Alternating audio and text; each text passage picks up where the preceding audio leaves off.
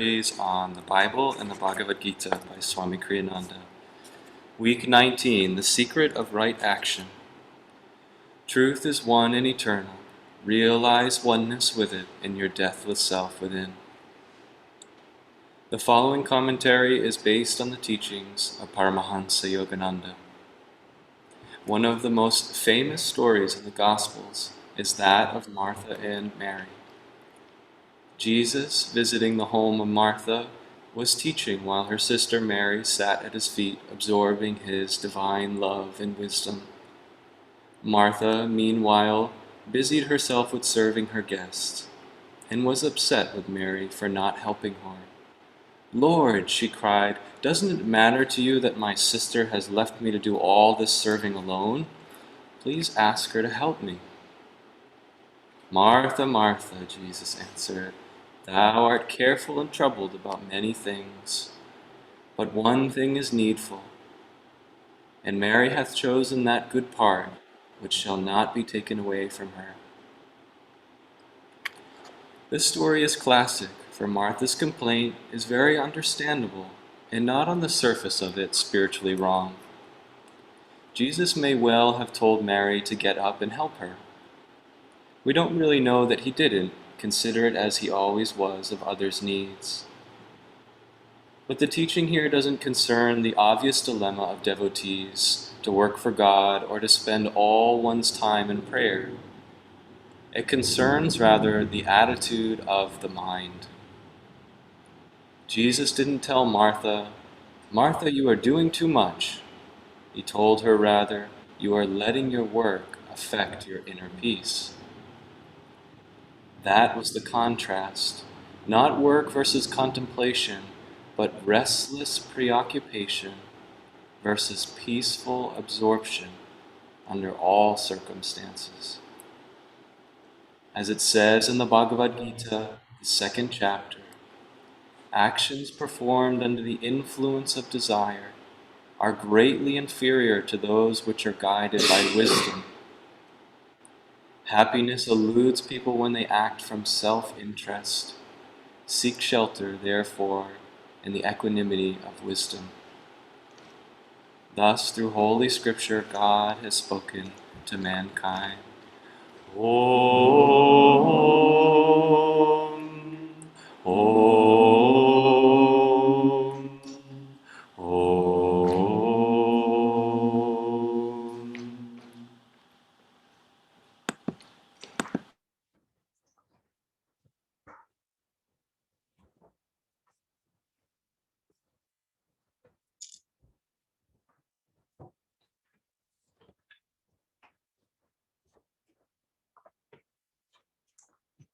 We will continue now with a reading from Whispers from Eternity.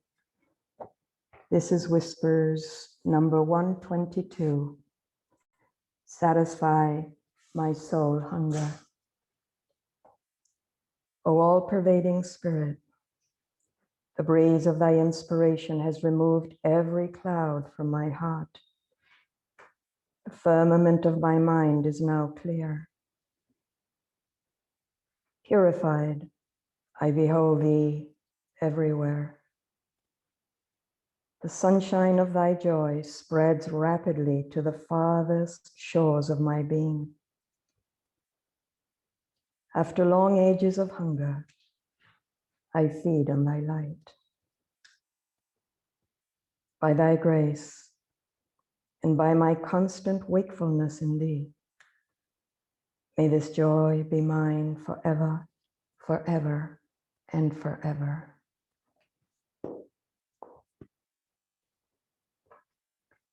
I wish everybody that joy, Master's joy.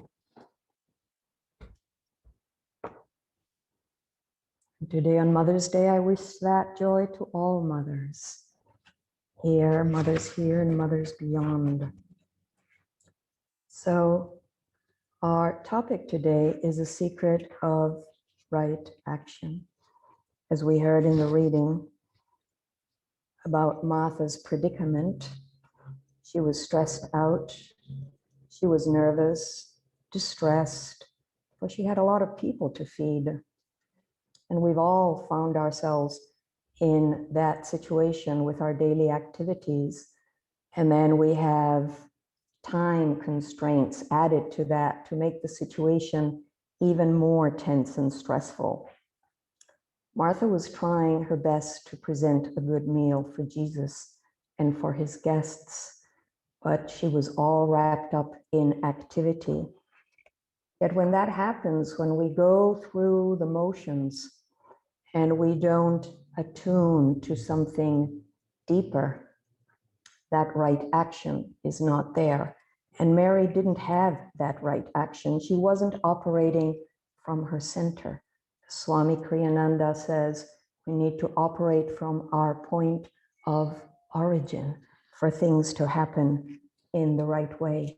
Otherwise, we're traveling on the surface of life.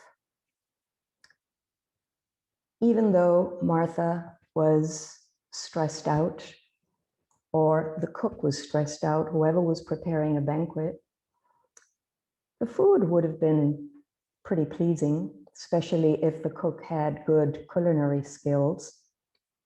It would satisfy the taste. It would have satisfied the palate. It would have satisfied the digestive system. The food may have added to some interesting dinner conversations, especially if there were foodies at the gathering. But that meal would not satisfy the soul because it did not have the depth to reach down into that totality of being. The attitude wasn't right. The action was there, but the right action was missing. Jesus wanted Martha to change her attitude of mind. She was active and she was dutiful, but she was not attuned to Jesus. She wasn't serving from the heart. And so that flow of grace was lacking. And when that is lacking in all of our lives, don't we feel orphaned? Life goes back to a flatness, to a mediocrity, to our state of ordinariness. That depth, that attunement isn't there. In the Bhagavad Gita, it states that where there is right action, there is victory. And that victory engages when we're not interested in the outcome, but we're interested in the unfolding of the action. There is an anecdote about Master at Mount Washington with an older devotee. She was an older devotee, but she was very energetic and very steeped in the teachings. And Master was cooking one day. He was in the kitchen. And this older devotee, her name was Mrs. Brown, decided that she would clean up after Master after he used pots and pans and dishes, and she started cleaning up. And Master started moving faster and pulling out more pots and pans. And Mrs. Brown amped up her service and cleaned faster and faster. And the faster she went, the faster Master picked up the tempo until it was just a frenzy. There was spills over the counter and on the floor, and Master kept opening the cabinets and dirtying more and more and more pots and pans until this lady said, "Stop. This is insane. I'm going to wait until he finishes, and then I'll take care of this."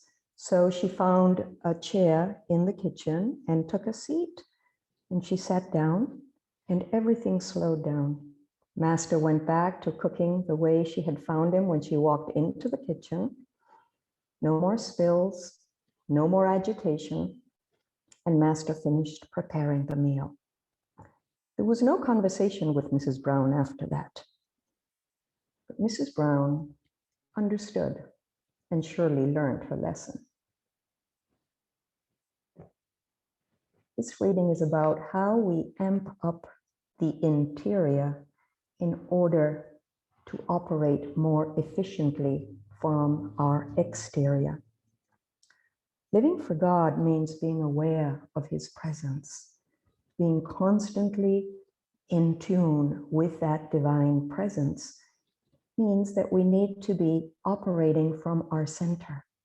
Swami Kriyananda said that when we attune ourselves and establish ourselves at our center, only then can we understand that center everywhere. And so when we find ourselves in difficult situations, if we center ourselves in ourselves, and then we're observant and aware of that center in others, we will not be drawn in to the harsh words, the insults, the criticisms, the dramas that are taking place. We're established in good space, equanimous, calm, and clear. We can offer good service only in that state, your center relating to other people's center. This is how Swami Kriyananda lived. He never saw people as young or old or male or female. Once actually he was talking, I think it was Nirmala, they were talking and he said, well, women would see this situation that way. And Nirmala said, but Swami, I'm a woman. And Swami stopped and had to look at her. He was relating to her soul. He never saw people as interesting and boring or ill-tempered or fun. He just spoke to the soul. And when Master gave talks to packed convention centers, he gave his lectures, he would look out at that audience and see a bouquet of souls. And that's what he spoke to. Many people would come up to Master after the lectures and say, oh, what you said just spoke to me. I could see you looking in my eyes, and I felt that message very, very deeply.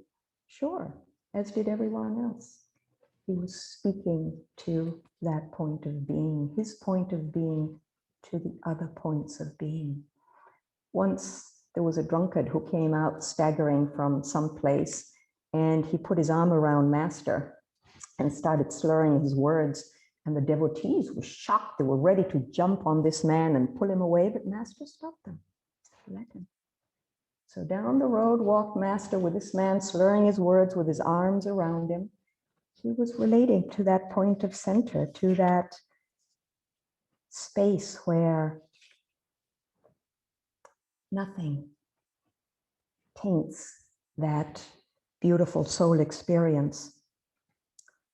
If Martha had been established at her center and she had been relating to her guests from that center, her attitude would have been different. And it's our attitude that allows us to flow with life. There is a story about this man who was asked by his student, what was his secret for his deep peace and calmness? Nothing seemed to rattle him.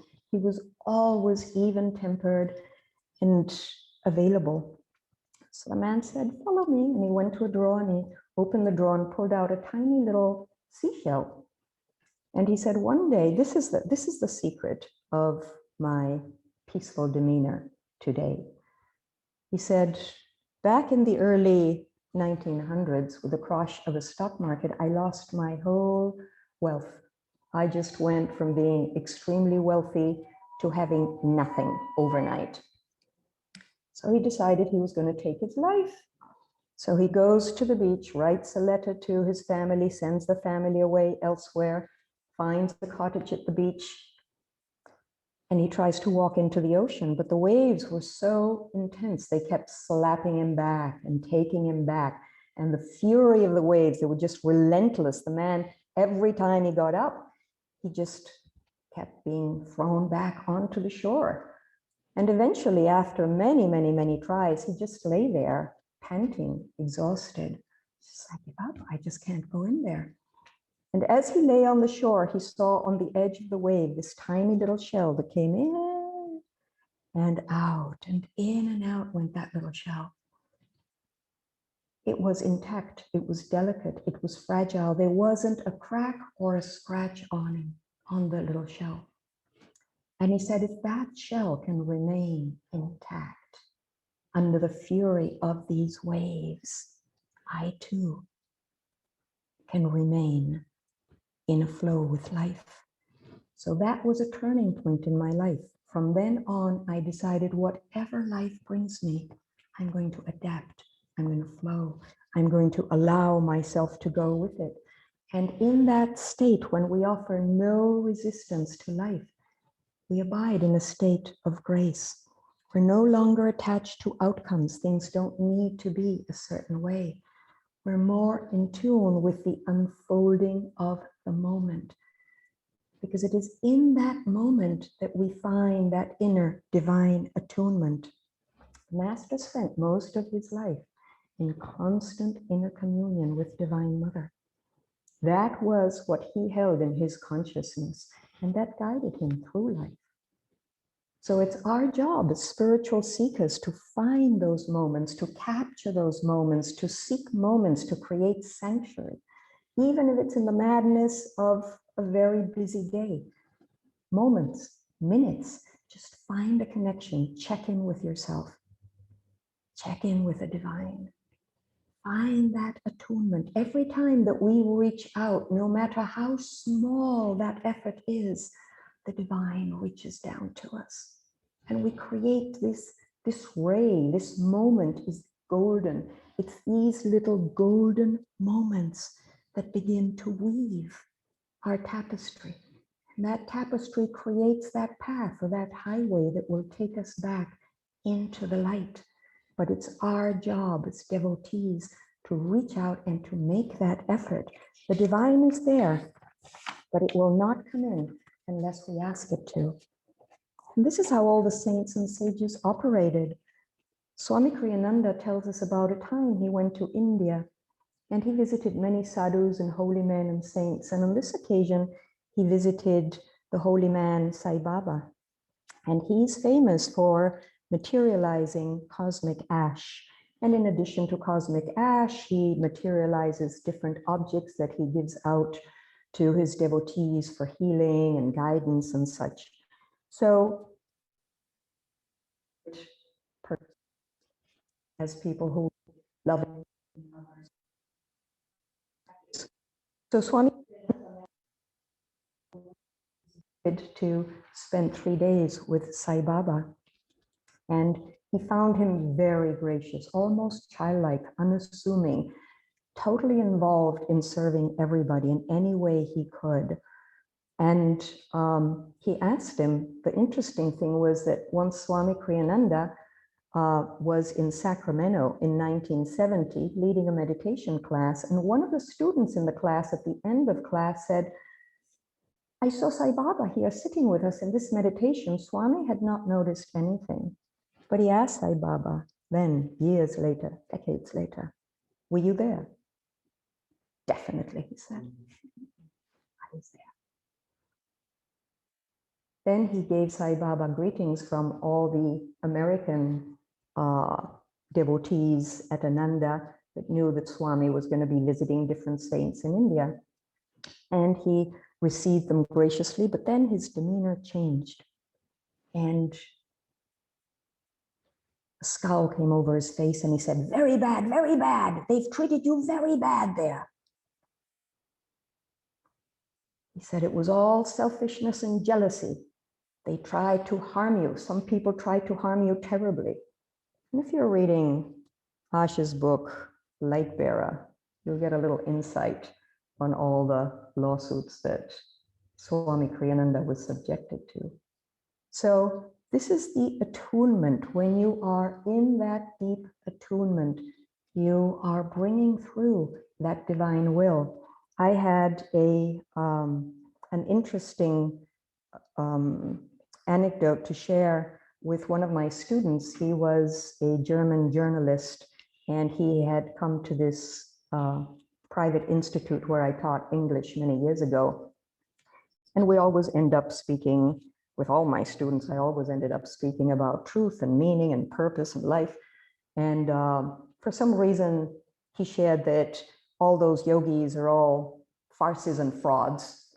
And I said, why are you saying that? He said, my mother was very ill and she went over to India to be healed. And she went to this Sai Baba and she died. So they're all a bunch of frauds. I said, would you say that about a doctor that attended your your loved one, just as Jesus healed, just as Master healed and as Sai Baba healed. They heal through that attunement. If it's the divine will that this person recover their sight or recover their life, they allow themselves to be instruments for that, not otherwise. Some people are meant to heal, other people are meant to relinquish their bodies. That attunement with that divine will puts you in touch with it. So anyways, I never had a challenging conversation with this gentleman, and he kept taking class for several months. And one day he shows up, all these are individual private classes. He shows up, he puts a bunch of yoga texts on the desk and says, teach me.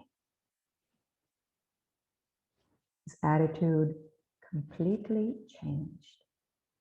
I just kept that space open for him, Master guide him, bring him healing, help him to move on. And so he did.